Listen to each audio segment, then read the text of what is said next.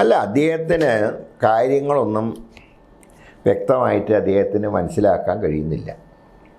ഈ ഞാൻ പറയാം, ഈ നമുക്കൊരു കാര്യം അറിയില്ലെങ്കിൽ അത് ചോദിച്ച് മനസ്സിലാക്കുമ്പോൾ വരുന്ന ചിലപ്പോൾ ഒരു ഡിലേ ഉണ്ടാവും. അതിനേക്കാൾ അപകടമാണ് എല്ലാം അറിയാമെന്ന് വിചാരിക്കുന്നത്. അദ്ദേഹത്തിനോട് ആർക്കും ഒന്നും ശരിക്കും നാട്ടിൽ നടക്കുന്ന കാര്യങ്ങൾ പറയാനുള്ള ധൈര്യമില്ല. അതുകൊണ്ട് തന്നെ താനാണ് ശരി എന്നുള്ള വിശ്വാസമാണ്. അതാണ് അദ്ദേഹത്തിൻ്റെ ഒരു ന്യൂനത എന്ന് പറയുന്നത്. അതേ സമയത്ത് ഒരു തീരുമാനം എടുത്താൽ അദ്ദേഹം അതിൽ തന്നെ ഉറച്ചു നിൽക്കും. നമ്മളൊരാളെ വിമർശിക്കുമ്പോൾ അയാളുടെ ഗുണങ്ങളും കാണണമല്ലോ. അതാണ് ഞാൻ ഒരിക്കൽ പറഞ്ഞത്, ഏറ്റവും ശ്രദ്ധിക്കേണ്ട ഒരു മുഖ്യമന്ത്രിയാണ് പിണറായി വിജയൻ എന്ന് പറഞ്ഞത്. നമ്മൾ എതിരാളിയുടെ എതിർപക്ഷത്ത് നിൽക്കുന്നവരുടെ കഴിവും കൂടെ കണ്ട് മനസ്സിലാക്കിയാലേ അതിനെ നേരിടാൻ പറ്റൂ. അല്ലാണ്ട് എതിരാളി ദുർബലനാണ് എന്ന് വിചാരിച്ചാൽ, ഞാൻ ഇന്നലെ പറഞ്ഞ പോലെ മെസ്സിക്ക് പറ്റിയ അബദ്ധം പറ്റും. അതുകൊണ്ട് എതിരാളിയുടെ കഴിവ് മനസ്സിലാക്കിക്കൊണ്ട് എതിർതന്ത്രങ്ങൾ രൂപീകരിക്കണം. എങ്കിൽ മാത്രമേ നമുക്കൊരു ഇലക്ഷൻ ജയിക്കാൻ കഴിയൂ.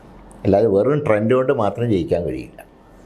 കഴിഞ്ഞ നിയമസഭയിൽ തങ്ങളിലൂടെ ഉണ്ടായിരുന്ന സമയത്ത് നിങ്ങൾ രണ്ടുപേരും തമ്മിലുള്ള എല്ലാ വാഗ്വാദങ്ങളൊക്കെ നോക്കിക്കഴിഞ്ഞാൽ, അല്ലെങ്കിൽ പല വിഷയത്തിലും നിങ്ങൾ തമ്മിൽ ഭയങ്കര ഒരു മ്യൂച്വൽ റെസ്പെക്ട് ഒക്കെ ഉണ്ട്. അതുകൊണ്ട് ഞാനത് ചോദിച്ചത്, പാതിരപ്പള്ളി വിഷയത്തിലൊക്കെ ആണെങ്കിൽ താങ്കൾ ഓപ്പണായിട്ട് തന്നെ പിണറായിയെ സപ്പോർട്ട് ചെയ്തു. അല്ല, അതിൽ ഞാൻ പറഞ്ഞല്ലോ, ഞാൻ മന്ത്രിയായിരുന്നപ്പോൾ നടപ്പാക്കാൻ ശ്രമിച്ചൊരു പദ്ധതി, അത് LDF നടപ്പാക്കാൻ ശ്രമിക്കുമ്പോൾ അത് തെറ്റാന്ന് പറയാൻ കഴിയുമോ?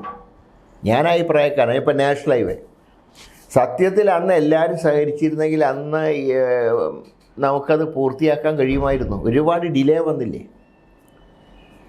ഇപ്പോൾ എന്തുകൊണ്ട് ആ തടസ്സങ്ങൾ മാറി?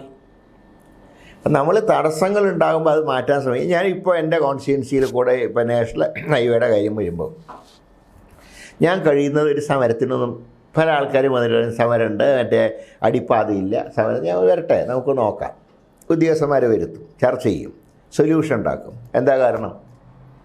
സമരത്തിന് കാലത്ത് അവിടെ കയ്യടി കിട്ടും. പക്ഷേ നാളെ ഇപ്പോൾ അടുത്തൊരു ലോക്സഭ ഇലക്ഷൻ വരികയാണ്, നിങ്ങളുടെ എന്താ കോൺട്രിബ്യൂഷൻ ഇവിടെ? അത് എന്തെങ്കിലും ചൂണ്ടിക്കാണിക്കാൻ വേണ്ടേ? കാരണം ഞങ്ങൾക്ക് പരിമിതികളുണ്ട് എം പിമാർക്ക്.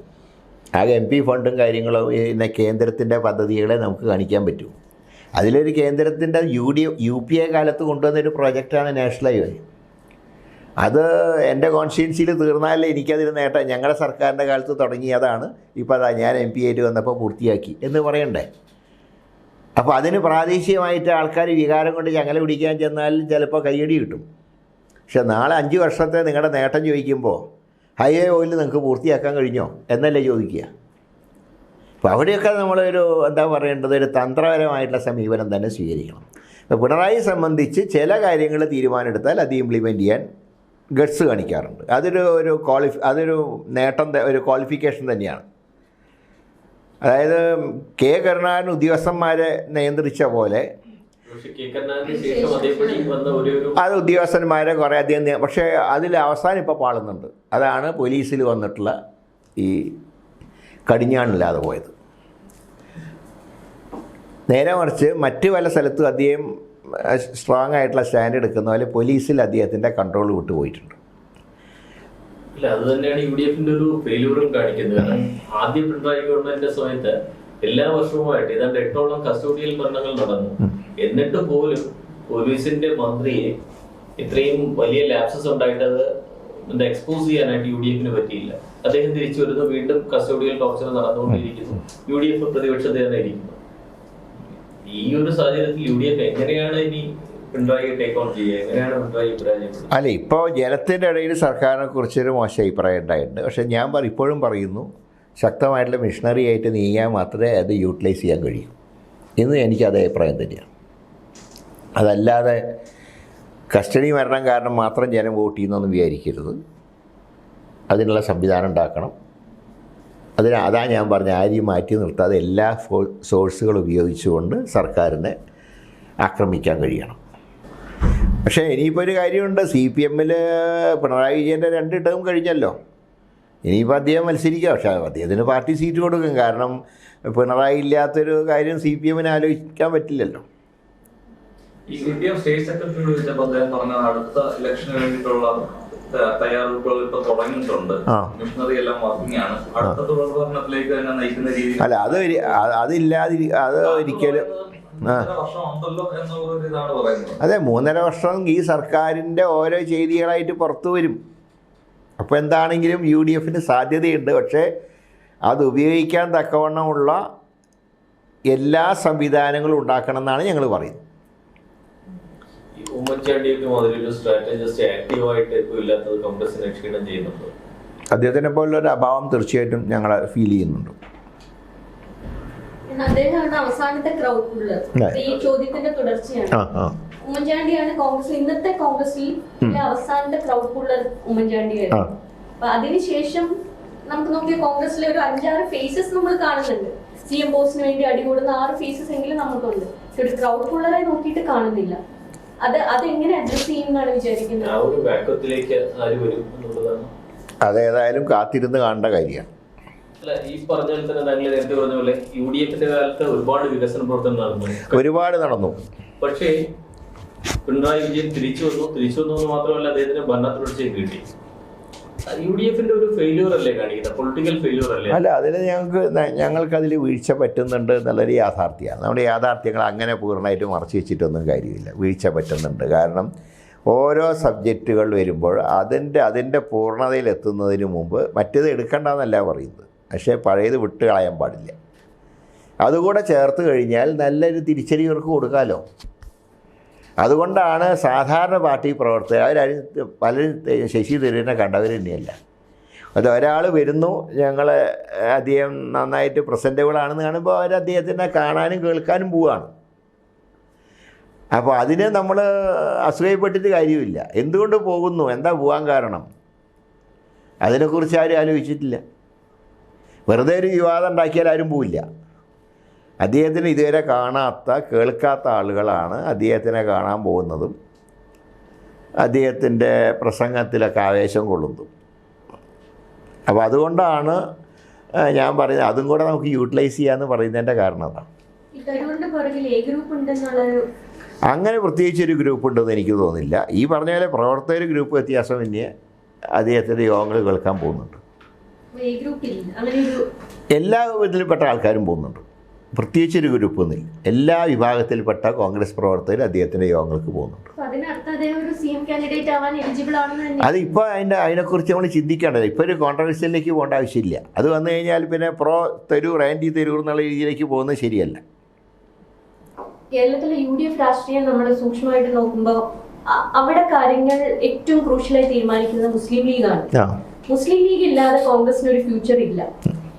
തോന്നുന്നുണ്ടോ സാറിന് അങ്ങനെ ഒരു മുസ്ലിം ലീഗിന് സപ്പോർട്ട് ഇല്ലാതെ? മുസ്ലിം ലീഗ് ഇല്ലെങ്കിൽ കോൺഗ്രസിന് ഫ്യൂച്ചർ ഇല്ല എന്നുള്ളത് ശരി തന്നെയാണ്. കാരണം എന്തിനാ വെറുതെ നമ്മൾ ഇല്ലാത്ത മേനി അടിക്കുന്നത് എന്തിനാ? മുസ്ലിം ലീഗൊക്കെ പോയി കഴിഞ്ഞാൽ പിന്നെ ഭാരതപ്പുഴയ്ക്ക് അപ്പുറം സീറ്റ് കോൺഗ്രസ് ഒന്നായിരുന്ന കാലത്ത് തന്നെ കിട്ടിയിട്ടില്ല. കോൺഗ്രസ് ഒന്നായിരുന്ന കാലത്ത് ഇന്നത്തെ NCPയും കോൺഗ്രസ് എസും എല്ലാവരും ഒന്നായിരുന്ന കാലത്ത് ഭാരതപ്പുഴയ്ക്ക് അപ്പുറം ഒരൊറ്റ സീറ്റും കിട്ടിയിട്ടില്ല കോൺഗ്രസ്സിന്. ലീഗ് നേതാക്കന്മാരോട് സംസാരിക്കുമ്പോൾ നമുക്കറിയാം അവർക്ക് ഇന്നത്തെ കോൺഗ്രസ് നേതൃത്വത്തിൽ ഒരു വിശ്വാസക്കുറവുണ്ട്. ഇന്നത്തെ നേതൃത്വത്തെ വെച്ചിട്ട് ഒരു അടുത്ത ഇലക്ഷൻ ജയിക്കാൻ പറ്റും എന്നുള്ളൊരു കോൺഫിഡൻസ് ലീഗിനില്ല. അതവർ ഓപ്പൺ ആയിട്ടോ അല്ലാതെയൊക്കെ പറയുന്നുണ്ട് ആൾക്കാർ. ഇന്ന് തരൂറിനെ സപ്പോർട്ട് ചെയ്യുന്നതിൽ ഏറ്റവും മുൻപന്തിയിലുള്ളത് ലീഗിന്റെ വളരെ ഒരു ഡയറക്റ്റ് ആൻഡ് ഇൻഡയറക്റ്റ് സപ്പോർട്ട് തരൂറിനുണ്ട്. അപ്പൊ ആ ഒരു ഇപ്പൊ ലീഗാണ് UDFിൽ ഏറ്റവും മെയിൻ റോൾ എന്നുള്ള ആ കണ്ണിലൂടെ നോക്കുമ്പോൾ തരൂറിനെ മുഖ്യമന്ത്രി കാൻഡിഡേറ്റ് ആയിട്ട് ലീഗ് കൊണ്ടുവരുന്നു എന്ന് നമുക്ക് കാണാൻ പറ്റില്ല. അല്ല, അതിപ്പോൾ മുസ്ലിം ലീഗ് ഒരു കാര്യം പറഞ്ഞു, ഞങ്ങൾ അദ്ദേഹത്തിന് ഇഷ്ടപ്പെടുന്നു, പക്ഷേ അദ്ദേഹത്തിന് എങ്ങനെ യൂട്ടിലൈസ് ചെയ്യണമെന്ന് തീരുമാനിക്കേണ്ട കോൺഗ്രസ് പാർട്ടിയാണ്. കോൺഗ്രസിൻ്റെ ആഭ്യന്തര കാര്യങ്ങളിൽ ഞങ്ങൾ ഇടപെടില്ല എന്നവർ പറഞ്ഞിട്ടുണ്ട്. ഇടപെട്ട സംഭവങ്ങൾ നേരത്തെ നമുക്കുണ്ട്. 95-ലെ കാര്യം നോക്കുകയാണെങ്കിൽ കെ കരുണാകരൻ ആ പോസ്റ്റിൽ നിന്ന് മാറ്റുന്നതിൽ ലീഗിന് വലിയൊരു റോൾ ഉണ്ട്. ആ ഒരു സപ്പോർട്ട് ലീഗ് ഈ ഗ്രൂപ്പിന് കൊടുക്കുകയും അതൊക്കെ സംഭവിച്ചിട്ടുണ്ട്. അപ്പൊ ലീഗ് ഇടപെട്ടിട്ടുള്ള ഒരുപാട് ഇൻസ്റ്റൻസസ് നമ്മുടെ മുന്നിലുണ്ട് ഇപ്പോഴും. അപ്പൊ ഇപ്പോഴും നമ്മൾ അങ്ങനെ ഒരു ഇൻസ്റ്റൻസ് കാണുന്നുണ്ട്. ഏതായാലും അതൊക്കെ ഇനി അടുത്ത 3.5 വർഷം കാത്തിരുന്ന് കാണേണ്ട കാര്യങ്ങളാണ്. തരൂരിന് മാത്രമല്ല കെ മുരളീധരനും മറ്റു പാർട്ടികളിൽ നിന്ന് ക്ഷണം കിട്ടിയിട്ടുണ്ടെന്ന് കേൾക്കുന്നത് ശരിയാണ്? ഞാൻ അങ്ങനെ ഒരു ക്ഷണത്തിന് ഞാൻ പോയിട്ടില്ല. എന്നെ ആരും അങ്ങനെ ധൈര്യത്തിൽ ക്ഷണിക്കാൻ വന്നിട്ടുമില്ല. ഞാൻ പറഞ്ഞു, ഞാൻ കോൺഗ്രസ്സുകാരനായതുകൊണ്ടാണ് ഞാനിവിടെ ഇപ്പോൾ നാളെ രാഷ്ട്രീയമൊക്കെ കഴിഞ്ഞ് വിശ്രമിക്കുമ്പോൾ MLA പെൻഷനും MP പെൻഷനും തീവണ്ടിയിലെ സൗജന്യ യാത്രയൊക്കെ എനിക്ക് തന്ന കോൺഗ്രസ് പാർട്ടിയാണ്. ആ പാർട്ടി ഇന്ന് വിട്ട് സ്ഥാനമാനങ്ങൾക്ക് വേണ്ടി വേറെ എവിടെയും പോയില്ല.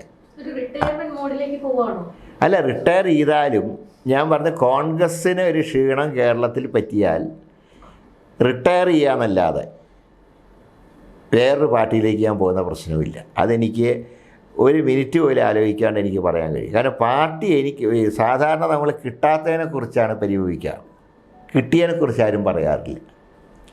4 തവണ ഞാൻ ലോക്സഭാ അംഗമായതും 2 തവണ നിയമസഭാ അംഗമായതും കോൺഗ്രസ് പാർട്ടിക്കാരനാണ്. കോൺഗ്രസ് എന്നെ സ്ഥാനാർത്ഥിയാക്കിയതുകൊണ്ടാണല്ലോ ജനങ്ങൾ തിരഞ്ഞെടുത്തത്.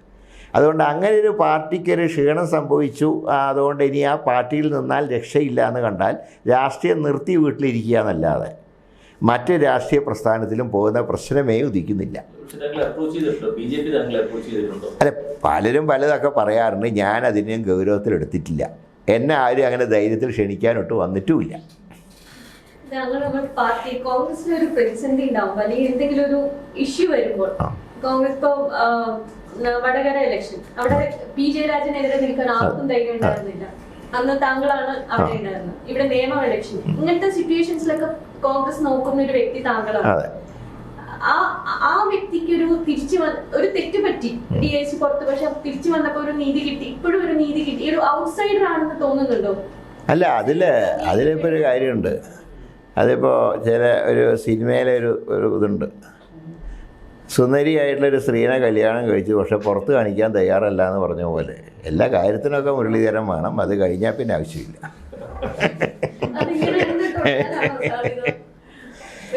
ഞാൻ അതാ പറയുന്നത്. ഈ മുമ്പ് പറയാറുണ്ട്, ഈ മേലേക്ക് നോക്കുമ്പോൾ ഒരു തകരാറുണ്ട്.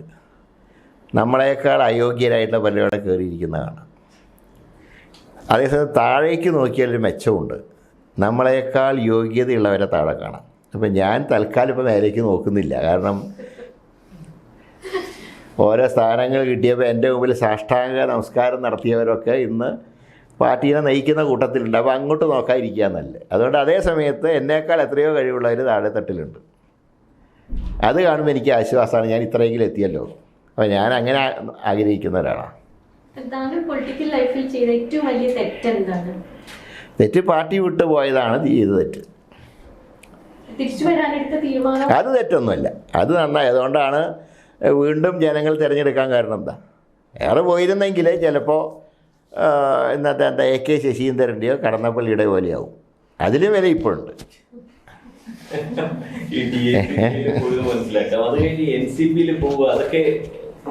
അതായത് നമ്മളൊരു കാര്യം ശ്രദ്ധിക്കുന്നത്, നമ്മളിപ്പോൾ നാഷണൽ ഹൈവേയിൽ കൂടെ പോവുകയാണ്. ഒന്ന് വഴി തിരിഞ്ഞു പോയി വിചാരിക്കുക. തിരിഞ്ഞു പോയാൽ നാഷണൽ ഹൈവേയിലേക്ക് തിരിച്ചു കയറാൻ ഏതൊക്കെ ഊടുവഴി കൂടെ പോകേണ്ടി വരും. ചിലർ ഈ ഹൈവേയിലേക്ക് കയറാനുള്ള വഴിയെന്ന് ചിലർ ഇടത്തോട്ട് പോയാൽ മതി എന്ന് പറയും. അപ്പോൾ ഇടത്തോട്ട് ഇരും. അവിടെ ചെല്ലുമ്പോൾ അവിടെയും ശരിയാവില്ല. അപ്പോൾ പറയാം, സാർ ഇതിലേ പോയാൽ കുറച്ചുകൂടെ വേഗത്തിലെത്താമെന്ന് പറയും. അങ്ങനെ ഹൈവേയിലേക്ക് കയറുമ്പോൾ DICയിലേക്ക് പോയപ്പോൾ ട്രാക്ക് തെറ്റി. അപ്പോൾ പിന്നെ NCPയിലേക്ക് കയറി, പിന്നെ നാഷണൽ ഹൈവേയിലേക്ക് കയറി. ഇപ്പം ട്രാക്കിലായി. അതുകൊണ്ടാണ് പറഞ്ഞ് പലരും വിളിക്കുമ്പോഴും ട്രാക്ക് ഇനി ഈ റൂട്ടിൽ നിന്ന് ഇറങ്ങാനില്ല എന്ന് പറയാനുള്ള കാരണം. ഏതാ അതിപ്പോൾ ഏതായാലും ട്രാക്കിലൂടെ തന്നെ പോവുക, എത്തുന്ന സ്ഥലത്തെത്തട്ടെ.